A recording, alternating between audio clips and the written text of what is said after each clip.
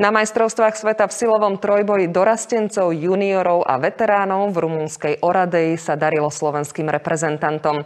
Strieborné medaily získali Olivia Lapšanská, Patricia Slížová, Kristian Filip Jakubec, bronz Radovan Rak a Štefan Koľšovský vybojoval titul majstra sveta v kategórii Masters. Tešíme sa na vás aj pri zajtrajších góloch, bodoch, sekundách. Dovtedy dovidenia.